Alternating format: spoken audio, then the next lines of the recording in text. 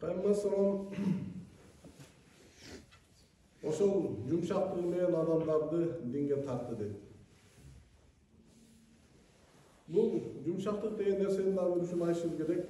Биз азыр шариатты угуп атабыз, бул жерге келип атабыз, анча нерсени кичине билип атабыз. Ошо менен барып туруп эле баягы эч бир даяр эмес кээ бир адамдарды кыйнап койгондо учурлар болот да.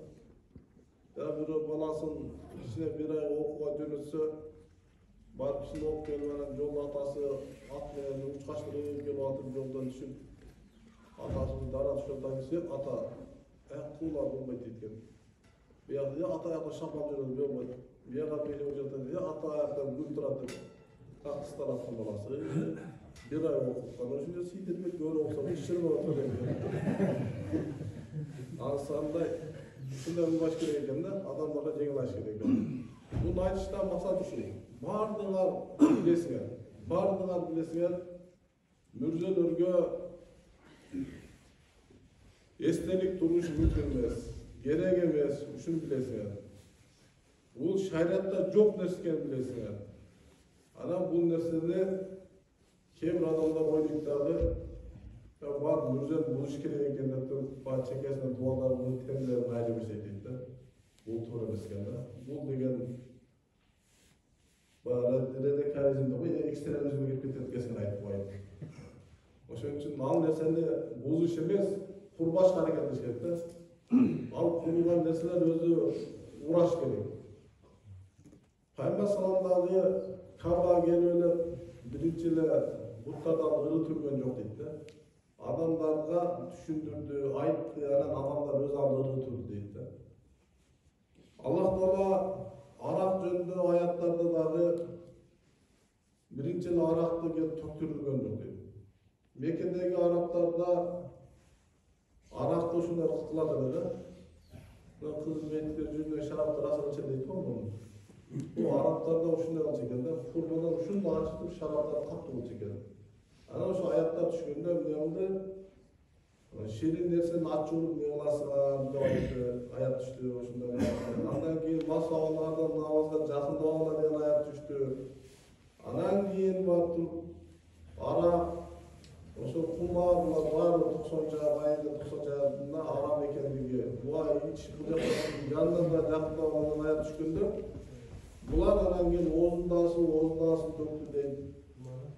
Bular şu başaktosun töktü deydi. Hem oylap görüyor. Bir cuma deyip şunday Mekke Arapçıktan turgan deydi da. Hem acı olanlar görüyor. Akkan dese kançıl aktı geliyor. Mekke'de kişinin yanı musul alıp bilet yani. Taş eken de bazılar bilet de. Ne o şentip Arap'ta dağı etap menen aytılıp anan geldi de. Ошон үчүн ушул нерселерди биз катуу кетпешибиз керек экен. Биз адамдарга жакшы жеткиришибиз керек экен. Мисалы кээ бир нерсе дагы айта берейин мисалдарды. Пайгамбар салам айтылар. Ит бар үйгө, сүрөтүн турган үйгө периштелер кирбейт. Бардыр туугандар үйүнө сүрөт адалыгы түргөнүлөр. Ал үчүн периште кирбестигин, ошонун соол жок экендигин айтып түшүндүрүш керек экен да. Бул болбойт эле деп ал ырып турсаңар, андан дагы силер туура эмес каласаң да. Ошон үчүн ушул нерселерди жеңил туура жеткириш керек экен. Ит баккан үйгө периште кетти бар, иттер ушулайда чаппа деген сөз экен да. Иттин ошо зыян экенин айтса, өзү эле итти жетелешип болот экен. Мен ошо бирөөнү көрдүм. Эме жамаат калган экен, карындашын ит элелейт. Динди түшүнүп алыптыр, өтө чоң кымбат баалуу иттер ошо. Анан ошону алып кетиң аке, бул соо жок экен дерген. Алып келип алсам деп, бирөө деп 15 миң берди айтат дейт. Анан алып келип алгандан кийин гей болот деп, мен алам. Итти сатканда итти сатып алганда ит деген сен эмне кылам деп, бирөө сеники да соо кетет деп айтып. Çoğu iklimini bilmiyorum, Allah'a şükür kullandı. Kıskası ошондой нерселерде, урматтуу мусулмандар, биз катуу кетпешибиз керек. Биз ошол жакшы айтып түшүндүрүшүбүз керек. Ошондо бул дин жумшактык менен жетет экен да. Ал ушул жумшактыктын фазилеттери жөнүндө силерге айтып беремин. Peygamberimiz qanday yumşak oldu? Peygamberimizin yumşaklığı şunçalik olgan ekan da. Bir günü Medina'da bir top jööttür. Oşo Peygamberimizin janına gelişetkendagi Assalamu aleykum degen söz sizge tinçlik amanlık bolsun degen söz da. Bunlar Assalamu aleykum deyip sizlerge ölüm bolsun dedi. Oşonda bu nerse Peygamberimizga öte bağırday, kopol, oroy mamile olup ekan da. An oşonda janında Ayşe enemiz turgan ekan, Ayşe radhiyallohu anha. Ayşe radhiyallohu anha Allah'a şunday dep жооп берген. Sizlerge Allah'ın lanatı olsun. Allah'ın sizlerge cemaati olsun diye aytkanda Peygamber sallallahu aleyhi ve sellem Ayşe radhiyallohu anha şunday aytkan. Özüңdü alma Ayşe деп aytkan. Özüңdü alma. Kiçi peyil bol. Nazik bol. Oroy muamele kılmagın. Jaman söz aytudan oğlak balda bu sözü aytkan. Oşun Ayşe radhiyallohu anha ya Rasulullah bular meni aytkanlarınız barmı dese? Ben Allah'a aleykum dep жооп бердим го. Allah'ın sözüne qaraganda meni sözümü Allah Taala kabul kılat dep жооп bergen. Peygamber sallam şunda öz ümmetinde şunda talim etdi. Müslüman adam bal varı siyahtı bolot dep aytan ekan. Taza nersege konup, taza nerseden taza azık alıp kelет. Balları siyahtı barıp gülge kongonda da gülді sındırıp koyup ekan da. Gülді sındırбастан андан өзүнүн керектисин алып, ушул андан пайда нерсени алып, gülge de ziyan жеткирбейт деп айткан экен да. Бул сөз менен Пайгамбар салам мусулман адам бирөөнүн көңүлүн да сындырбайт деп айткан экен да. Мусулман адам ушундай кичи пейил болот деген нерселерди өз ичинде камтыган дейт. Özü en yaxşı adam, Müslüman adam, şunda kiçik peyil boş gerek deydi. Al en jaman adam, oşunday oroy sözdü, jaman tilde olup aytan ekan. Peygamberimiz kolunda çoğuygon, Anas ibn Malik radhiyallohu anhu'dan Peygamberimizin şu kızmatçılarına, jana ballarına da kançalık jakşı muamele kılganын Oşunu ayıp bergen deydi. Rasulullah sallamın aslında dep 10 yıl hizmet kıldım. Oşunda bir yoldagı uf degen sözünü ukmadım deydi. Bir nerseni kılgan bolsam, ne anı anday alıp koydum dedi. Bir nerseni kılmasam, ne sen anı anday kılmadım dep jerigen jok, zekigen jok, jemelegen jok dedi. Ankende Peygamber yumuşak öz hiç peyleleri.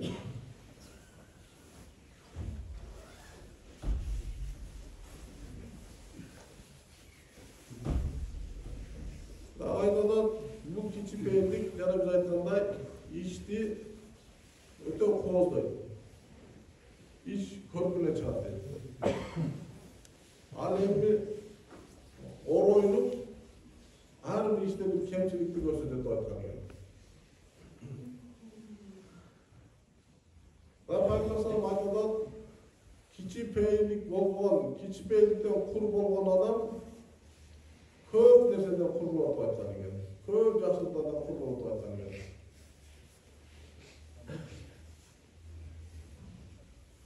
Oroy adamlar kattı münözlü adamlardan sıfattalan ekan. Allah'ın Resulü da aytadi. Momundun ar namısı abirine söz tegizgen nala kılgan, jaman işler jasagan, adepsiz sözlerdi söylegen insan emes ekan. Momun adamı şunday boş gerek ekan da. Kargış aytpayt, sөгүш aytpayt, jaman sözler söylöйт, momun şunday bolayt, şunday boş gerek деп aytkan ekan. Yanda Peygamber sallam bir hadisinde şunday aytgan. Uyalуу bul imandan deydi. İmanın ordusu beyişte turat deydi. Jaman sözlerdi aytты bul oroyluk. Oroyluktun ordusu tozokta деп aytkan ekan.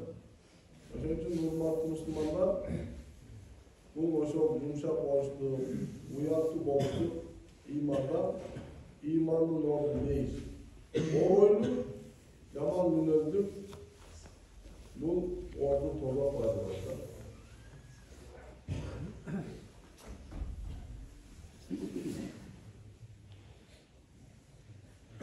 Peygamber sallam şu sahabaların aytıştığı boyunca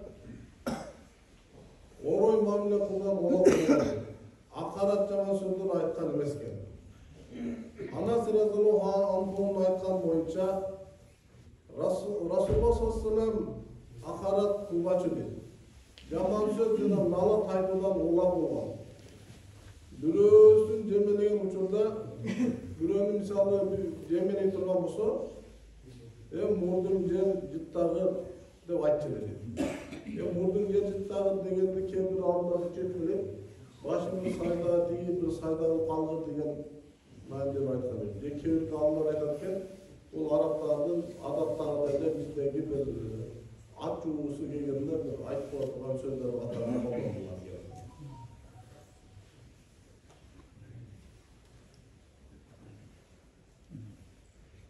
Peygamber sallam ушундай ороюнчулук кылып аткан адамдарды көргөндө ушундай насаат кылган экен да. Бул күчтүү атанын ашын жеңген инсан эмес. Чындык күчтүү ачуусу жеген учурда өзүн кармай алган инсан деп ачууланып турган учурдагы ачууланып тургандагы тилден ар кандай чыгып кете турган сөздөрдү баскан экен да, чыгарып баштаган. Sen adam açusu geldiğinde oğuzuna adrese gelirken de özü bardan kalacak. O için Peygamber sallam en güçlü adam açusu geldiğinde özünün açusu baskan adam en güçlü adam oşolda Peygamber sallam şimdi toxtatla dedi. Da Peygamber sallam şunu aytkan dedi. Şimdi kim iki jagı menen iki butun ortasının nersesin saklana kepil bolsa men anın 5'ke birişine kepilmin dedi. Bundan aytып turgan masalanı ne desek, adam matçusu gelgende oroy bolup, oşa tilinden ağır kандай sözler çıkıp ketет deydi da. Ana oşol wagtlarda tilin tıyıp, tilin yutup, jaman sözlerden tilin saktagан bolsa, Peygamberimiz jana wagtlarda men anın 5'ke birişine kepilmin деген uç hadisler to'g'ri ekan da. O'shuning uchun atçu gelgen wagtlarda, başka bir wagtlarda oşo tilden oroy sözler çıkmaş gerek. Yaxşı sözler çıkarış gerek.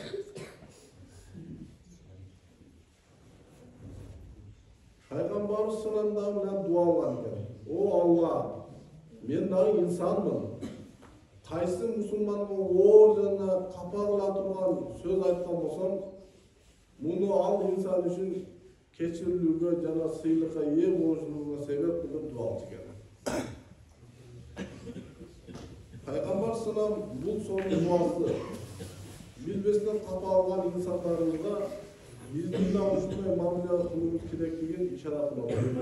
Демек биз дагы канча адамдарга бизи билбей туура эмес мамиле кылып койгон болобуз. Пайгамбар салам айтканда ушул дуаларды кылышыбыз керек. Peygamber sallam onun adamlarının birbirine jaman sözlerini aytууларына тыйым салган. Allah'ın elçisi sallam Ansar eli менен чогуу турган учурда musulmanlar jaman söz айтуусу күнөөкөрлөр, фасык болуп айткан. Аны менен согушу капырлыктын белгиси деп буйруган. Бири-бирине jaman söz айткан эки инсандын күнөөсү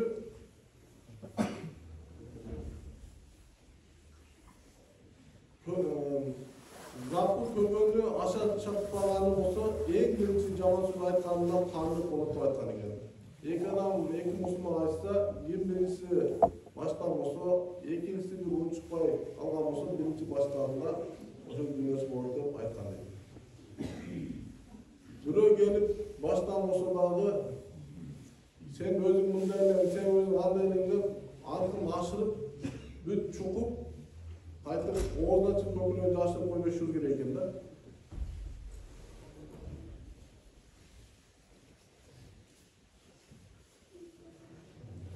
Жана дагы бул жерде айтып атат, Rasul мындай деп айткан дейт. Алла мага кичи пейил болуңарды билдирди. Андай болсо башка бирөөнүн атысын жебесин.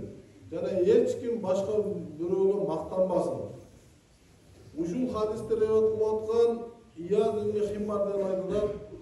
О Алланын элчиси, менден дагы төмөн деңгээлдеги коомчулукта бир инсан мага акарат кылса, мен дагы жооп бере турган болсом, күнөөкөр боламын деп сурайт. Алланын элчиси бири-бирин акарат айткандардын экөөсү да шайтан деп айткан экен. Алар бири-бирине жалган сөз айтышып, күнөөлөшөт деп жооп берген. Бирөө келип, сенден төмөнүрөөк адам келип, сенден акарат кылган болсо, сен өзүңө билип алчы деп, артын аша чабып, качандан бери кыйын болуп калдың деп анын кемчиликтерин айтып, акарат кылыштык. Бул шайтандан дейт. Абу Журай деген сахаба айтылат. Hazreti Peygamber sallamdan nasab suraganda Allah'ın elçisi mutlu aytты. Eç kimge akarat kılban dep aytıp, ardından bunday dep sözünü aytты. Eğer de birөө saga akarat söz aytıp, seni şıldım kıla turgan bolsa, sen de anı kemçeni aytıp şıldımda deyt. Ankeni bunun günөөsү özüne bolot deyt. Ошон үчүн бирөө сени айыптарын айтып алып, сен мындайсың, сен андайсың деп айтса, аныкында сен угуп жүргөндө билесиң канчалык экенин. Аныкында бүт таап чыгып туруп, сен өзүңдүн биле албайсың деп туруп, ушинтип айтыштыгы туура эмес деп Пайгамбар насаат кылып атат. Ошондо Абу Жура айтылат. Ошондон кийин эркин болсун, кул болсун, эч бир инсанга, эч бир төөгө жана койго акарат кылган жок дейт. Жануарларга да акарат кылган жок деп айтылат. Момун инсан акарат кылган инсанга акарат менен жооп кайтарып, абийин кетирбейт деп айткан экен. Ошол акарат кылып аткан убакытта сен унчукпай тура турган болсоң, сени периштелер коргоп турат дейт. Ибн Аббас разияллаху анху айтканы боюнча, Rasulullah sallallahu aleyhi ve sellem'de iki adam birbirinin айтышып кетти дейт. Ошондо дейт, пайгамбар унчукпай отурат эле дейт. Экинчиси дагы сөз кайтарганда пайгамбар салам туруп алып жөнөп кетти дейт. Анан айтты дейт. Я Расулуллах, сиз эмне туруп алып кетип калдыңыз дегенде, периштелер кеткен жерде мен де кетем деп дейт.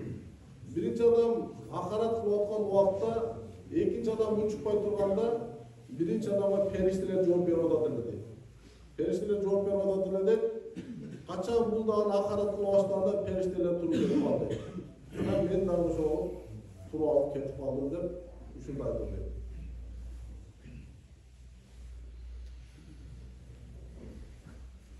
Ошон үчүн урматтуу мусулмандар, ошол динде өтө жумшактык болуш керек экен, акарат кылбаш керек. Бул жерде дагы Абдулла ибн Амр ибн Астан жаатынан хадис боюнча дагы Пайгамбар айтат, чоң күнөөнүн ичинен өзүнүн ата энесин сөккөн чоң күнөөгө кирет деп айтса дейт, сахабалар сурат дейт. Я Расулуллах, ким менен өзүнүн ата энесин сөгөт десе, Пайгамбар жооп берди. Ал дейт, бирөөнүн ата энесин сөгөт дейт биринчи дейт. Анан ал дагы ата энесин сөгөт дейт. Ошол дейт, өзүнүн ата энесин сөккөн менен барабар болот дейт. Ушулардын баардыгы акарат келет. Дагы керек болсо Пайгамбар айткан экен, башка бирөөлөрдүн сыйынып аткан буттарын же нерселерине сыйынып аткан нерселерине сөкпөйлө дейт экен. Эгер алар сөксө дейт, алар да билбештиктен силердин Кудайга каршы сөйүп айткан экен да. Алла Таала сөз тийгизип айткан экен. Дагы бир хадистин уламалар айткан экен, бирөө миникип аткан төөсү шунда мөлдүрүп дүнөсүн төөсүн сөккөн экен каргап.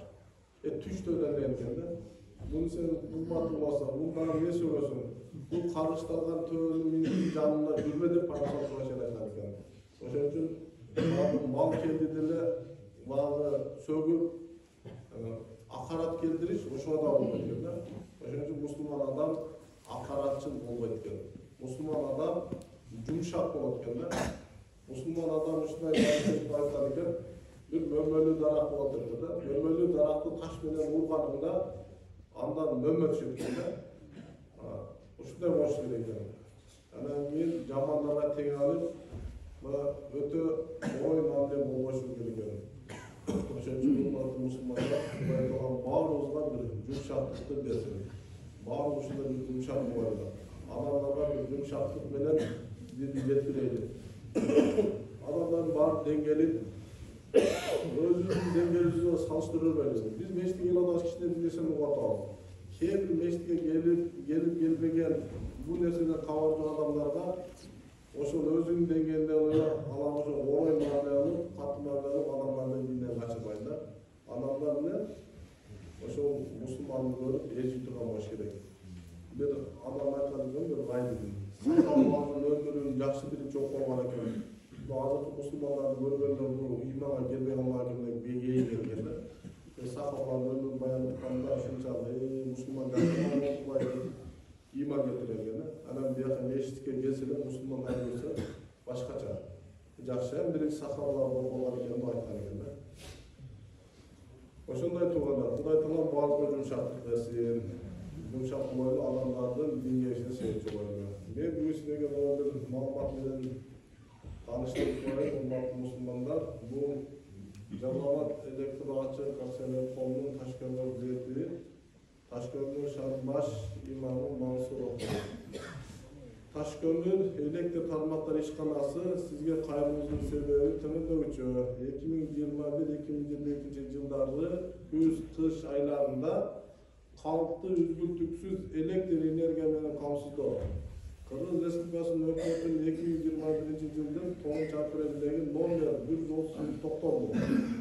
2021 жылдын 10 майында улуттук энергетикалык холдинг компаниясынын номер 46 буйругу, ошондой эле Жалалабад электр ачык акционер коомдук номер 5 буйруктан аткаруу максатында токтогон суу сактагычындагы суунун токтолушунун агайы мезгилинен кезектеги табигый сикилинен улам аталган суу сактагычка суунун көлөмү төмөндөдү. Мындан улам күз-кыш мезгилинде даярдык көрүү үчүн жана ташкырткы иштетүүлөрдү жеңилдетүү максатында кырдаал жакшырганга чейин абоненттерди электр энергиясы колдонуучуларды электр энергиясын үй тиричилигинде, үйдө жылытууда колдонуудагы үнөмдүү пайдаланууга жана жылытуу системаларын альтернативдик көмүр отун жылытуу системаларын өткөрүүнү сунуштайбыз. Ошондой эле менчик түрүнө карабастан рекламалык витрина жана көчө жарыктарын өчүрүү керектигин белгилейбиз. Жогоруда кырдаалды эске алууда Ташкент электр тармактары ишканасы бардык мүмкүнчүлүктөрдү колдонуп, тиешелүү деңгээлде абоненттерди эскертүү, түшүндүрүштөрдү жүргүзүп келүүдө. Сиздин коом алдында өз орду жана башка имам катары жергиликтүү тургундарга жума күнүнө жума баянына түшүндүрүштөрдү көмөк көрсөтүп турабыз. Алла ыраазы болсун. Ташкент башчысы Модокко. Урматтуу мусулмандар, чын эле бул Алла Тааланын буйругу. Алла Таала асмандан жамгыр түшүрбөй койсо, суу чыгып койсо эч айдагы жок экен да. Ошон үчүн баардыгынан мен дагы бир шаар имам катарында саламдарды ошол электр энергиясын колдонууга чакырам мен дагы. Себеби жазылгандар окуп жүрөсүлөр, электр энергиясы эл байлыгы деп. Салам жабы болсо Сарабжанын пайдаланса баардыгы жакшы. Баарыбызга келип аткан кыйынчылыктын чогуу көтөрүш керек деп баарыбыз элбиз. Ошол бул келип аткан бир эле ГЭСтеги иштеп аткан адамдарга эле тиешелүү эмес. Бүт баарыбызга баардык башына чогуу келип аткан кыйынчылык да бул. Ошон үчүн ушул кырдаалдарда бизге жардам берели, колдойлу. Ошол менен жүргүзүшкө аракет кылайлы. Ошол. Amin. Subhanaka bihamdika aşhadu en la ilahe illa ente estağfiruke ve etûbü ileyk. Kudai Teala'nın memleketimizde yeni yurtlarda taşılıkta memleketi yaşadırsın. Başçılarımıza insaf versin. Eğitimimizin yolunda itibat versin. Şunday kıyımcılık, sakatçılıktan Kudai Teala'nın yengin yollarına Allah Teala elimizde memleketi yaşadırıyor olmasın. Orup atkanlarına şifa versin. Karılardan kurtuluşuna yardım versin. Üylön olma жүргөндөрдүн үйлөнүшүнө жардам берсин. Сапарда жүргөндөрдүн сапарлары жеңил болсун. Аллах Таала кыйынчылыктан кыйынчылыктан өзү жеңилдетсин. Берекелүү жашоо берсин. Ибадаттарыбыз duamızda kabul olsun, yüreklerimizi yumuşatıp birbirine kişifeylesin. Allah'a emanet.